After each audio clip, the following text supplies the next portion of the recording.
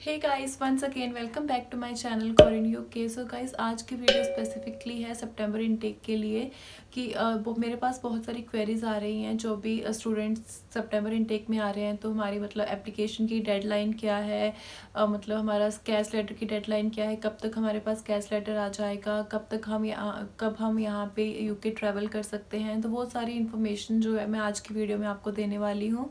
So stay tune to this video till the end.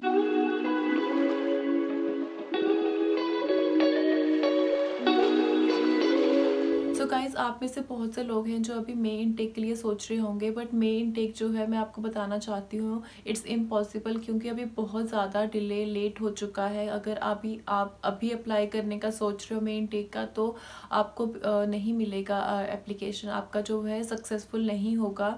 सो अभी अगर आपने डिले कर दिया, आपने लेट हो चुके हो मे इनटेक के लिए, तो अभी आप क्या कर सकते हो, आप सितंबर इनटेक के लिए अप्लाई कर सकते हो। तो अभी सितंबर इनटेक के लिए भी अगर जिन्होंने अप्लाई करना है तो अभी जो अगर आपने मार्च एंड तक अपना जो एप्लीकेशन है वो आपने अप्लाई कर देना है यूनिवर्सिटीज़ में, जो भी आपको कोर्स ऑप्ट करना है। क्योंकि अगर मार्च से बाद में आप अप्लाई करते हो तो बहुत सारी यूनिवर्सिटीज़ के पास में अभी बहुत सारा उनकी वैकेंसी जो फुल हो चुकी है, उनके पास ऑलरेडी बहुत सारी एप्लीकेशंस आ चुकी हैं। तो उस केस में भी अगर आप डिले करते हो, अप्रैल में भी अगर अप्लाई करते हो तो हो सकता है कि आपका सितंबर इनटेक में भी आना पॉसिबल ना हो।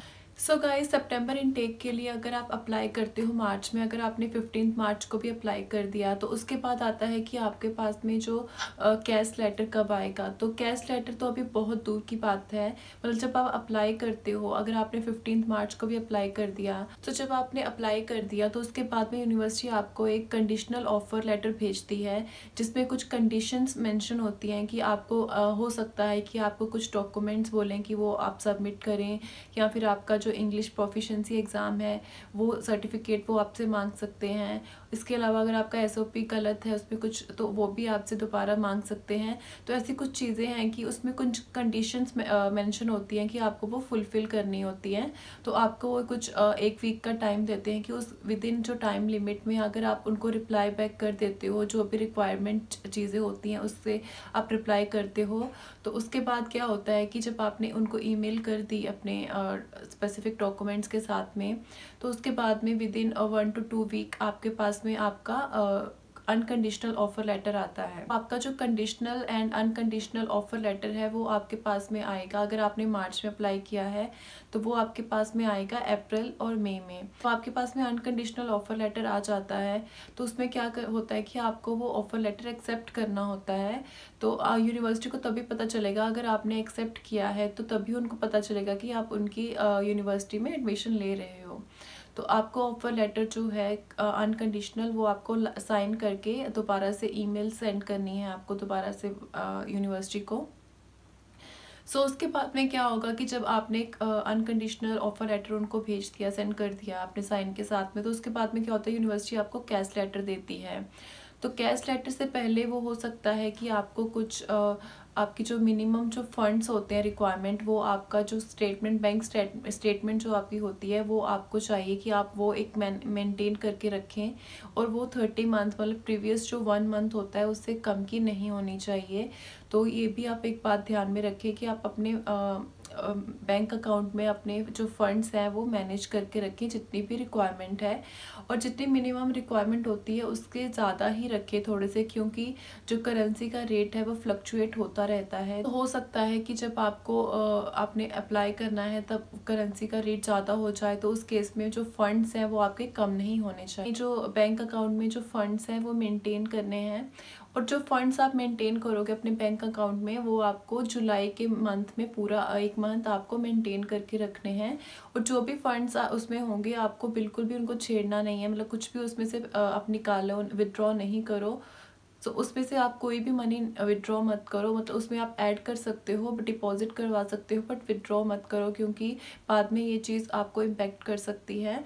जून जुलाई अगस्त सितंबर मतलब आप फंड्स रख के उस अकाउंट में भूल जाइए जब तक आपका वीज़ा लग के नहीं आता। कैश लेटर आने से पहले, उसके पहले आपका एक ड्राफ्ट कैश आता है। तो उसमें क्या होता है कि आपको एक सारी इन्फॉर्मेशन दी होती है कि आपको वेरीफाई करना होता है कि आपने जो भी इन्फॉर्मेशन दी है अपनी वो सारी करेक्ट है। आपकी यूनिवर्सिटी यूनिवर्सिटी रिलेटेड इन्फॉर्मेशन होगी, आपकी पर्सनल इन्फॉर्मेशन होगी, तो आपको वो सब वेरीफाई करना है।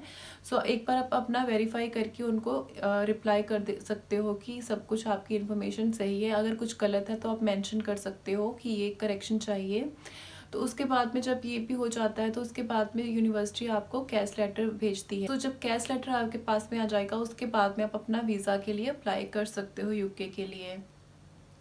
सो गाइस, कैश लेटर जो है वो हो सकता है सितंबर इनटेक के लिए आपके पास में अगस्त में आए, क्योंकि ये एक रूल है कि जो कैश लेटर है वो आपको उसमें एक डेट मेंशन होती है कि उसमें सिर्फ मिनिमम 3 मंथ्स का टाइम पीरियड होता है। तो अगर आपका कोर्स सितंबर के एंड में शुरू हो रहा है तो उस केस में क्या होगा कि अगर वो कैश लेटर आपको जल्दी भेजते हैं तो आपने वीज़ा के लिए भी जल्दी अप्लाई कर दोगे। बट ये भी एक रूल है कुछ कोर्सेज़ का कि अगर आपका कोर्स सितंबर कभी भी शुरू हो रहा है, लाइक सितंबर एंड में शुरू हो रहा है, तो उससे 1 वीक पहले ही आप यूके में लैंड कर सकते हो। तो अगर यूनिवर्सिटी आपको कैश लेटर पहले ही दे देगी और आपका वीज़ा भी जल्दी से लग जाएगा, तो आगे का जो प्रोसेस, अगर आप जल्दी लैंड भी नहीं कर सकते तो वो सारा प्रोसेस जो है उसमें कोई प्रॉब्लम ना हो, इसके लिए कैश लेटर जो यूनिवर्सिटीज़ वो एंड में जाके आपको प्रोवाइड करती हैं। तो अगस्त में हो सकता है कि आपके कैश लेटर आने शुरू हो जाए। सो यही कुछ इन्फॉर्मेशन थी जो मैं आपको शेयर करना चाहती थी। सो अगर आज की वीडियो आपको अच्छी लगी है तो प्लीज़ इसको लाइक करें, शेयर करें एंड कमेंट सेक्शन में आप अपनी क्वेरी मुझसे पूछ सकते हैं। And please do subscribe to my channel. Thank you for watching.